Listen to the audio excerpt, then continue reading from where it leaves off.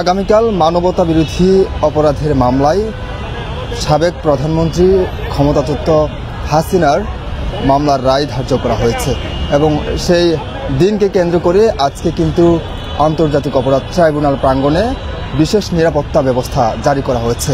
পাশাপাশি আওয়ামী লীগ এবং ছাত্রলীগ তারা কিন্তু কমপ্লিট শাটডাউন ঘোষণা করেছে বাংলাদেশ থেকে শুরু করে ঢাকায় বিশেষ করে, এবং এই শাটডাউনকে ঘিরে মানুষের মাঝে একটি উদ্বেগ উৎকণ্ঠা কাজ করছে। এবং ইতিমধ্যে আমরা আছি আন্তর্জাতিক অপরাধ ট্রাইব্যুনালের প্রাঙ্গণের সামনের দিকটা, এবং আপনারা দেখতে পাচ্ছেন ইতিমধ্যে আইনশৃঙ্খলা রক্ষাকারী বাহিনীর যে বিশেষ নিরাপত্তা চাদর কিন্তু ঢাকা হয়েছে আন্তর্জাতিক অপরাধ ট্রাইব্যুনালটি, এবং যে কোনো ধরনের অপ্রীতিকর ঘটনা এড়াতে এবং ব্যবস্থা জোরদার করা হয়েছে।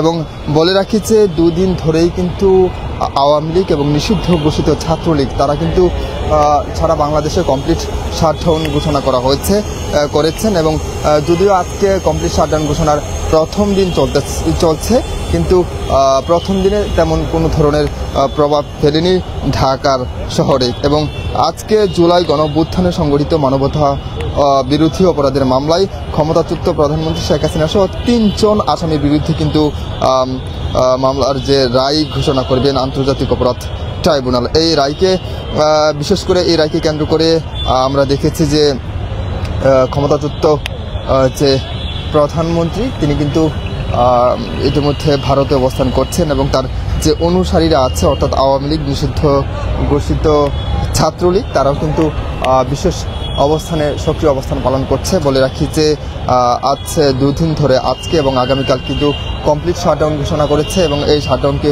ঘোষণা করাকে কেন্দ্র করে আমরা দেখেছি যে রাজধানী কিন্তু একটা থমথমে পরিস্থিতি বিরাজ করছে। এবং আপনারা দেখতেই পাচ্ছেন ইতিমধ্যে যে আন্তর্জাতিক অপরাধ ট্রাইব্যুনালের যে প্রাঙ্গণ আছে ইতিমধ্যে গণমাধ্যম কর্মী থেকে শুরু করে আইনশৃঙ্খলা রক্ষাকারী বাহিনী বিশেষ করে তারা কিন্তু অবস্থান করছে, অর্থাৎ যে কোনো ধরনের যাতে অনাকাঙ্ক্ষিত ঘটনা যাতে ট্রাইব্যুনালের কে না হয় সেই দিকে লক্ষ্য রেখে কিন্তু এমন আইনশৃঙ্খলা বাহিনী জোরদার করা হয়েছে। এবং আপনারা জানেন যে গত কয়েকদিন ধরে কিন্তু আওয়ামী লীগ এবং নিষিদ্ধ ঘোষিত ছাত্রলীগ বিভিন্ন জায়গায় সহিংস কর্মকাণ্ড চালিয়ে গিয়েছে, কখনো ককটেল বিস্ফোরণ কখনো জ্বালাপোড়াও কিন্তু তারা করেছে। এবং এই বিষয়টাকে কেন্দ্র করে আজকেও কিন্তু তারা যে কোনো ধরনের সহিংসতা কর্মকাণ্ড চালাতে পারে, এই বিষয়টাকে মাথায় রেখে কিন্তু আইনশৃঙ্খলা রক্ষাকারী বাহিনী তারা বিশেষ নিরাপত্তা ব্যবস্থা জোরদার করেছে বিশেষ কয়েকটি পয়েন্টে। এবং আন্তর্জাতিক অপরাধ ট্রাইব্যুনালের যে সামনের দিকটা আছে এই সামনের দিকটাই আপনারা জানেন যে মানবতা বিরোধী অপরাধের মামলায় ক্ষমতাচ্যুত প্রধানমন্ত্রী শেখ হাসিনা সহ ৩ আসামির রায় ঘোষণা করা হবে আগামীকাল। এই অবস্থাকে কেন্দ্র করে রাজধানীতে সতর্ক অবস্থানে রয়েছে আইনশৃঙ্খলা রক্ষাকারী বাহিনী। মাঠে থাকবেন আইনশৃঙ্খলা বাহিনী আগামীকাল পর্যন্ত বিশেষ নিরাপত্তার চাদরে কিন্তু ইতিমধ্যে ঢাকা হয়েছে আন্তর্জাতিক অপরাধ ট্রাইব্যুনালের সামনের দিকটা। এবং আগামীকাল জুলাই গণঅভ্যুত্থানে সংগঠিত মানবতা বিরোধী অপরাধের মামলায় শেখ হাসিনার বিরুদ্ধে যে অভিযোগ আনা হয়েছে সেই অভিযোগের যে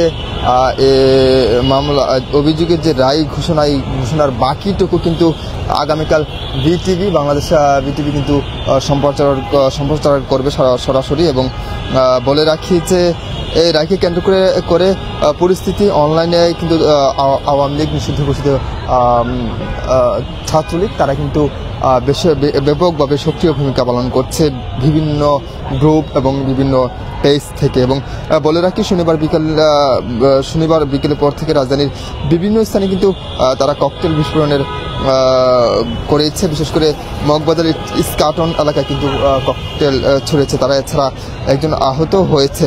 বলে রাখি রাজধানীতে অফিস আদালত শিক্ষা প্রতিষ্ঠান চলছে স্বাভাবিক নিয়মে। আজকে প্রথম দিনে তাদের কমপ্লিট শাটডাউনে আইনশৃঙ্খলা বাহিনী রক্ষাকারী বাহিনীর সদস্যরা রাজধানীর গুরুত্বপূর্ণ পয়েন্টগুলোতে কিন্তু অবস্থান নিতে দেখা গেছে। এবং আইনশৃঙ্খলা পরিস্থিতি স্বাভাবিক রাখতে ঢাকা সহ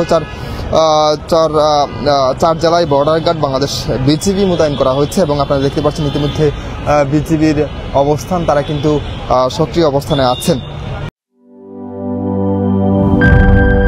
বিজলি কেবলস যে কোনো স্থাপনার বৈদ্যুতিক সংযোগকে রাখে নিরাপদ, কারণ এর স্কিন কোটেড ইনসুলেশন সম্পূর্ণ ফায়ার রিটার্ডেন্ট আর সেলফ এক্সটিংগুইশিং। তাই বিজলি কেবলস নিজেই নিজেকে নেভায়।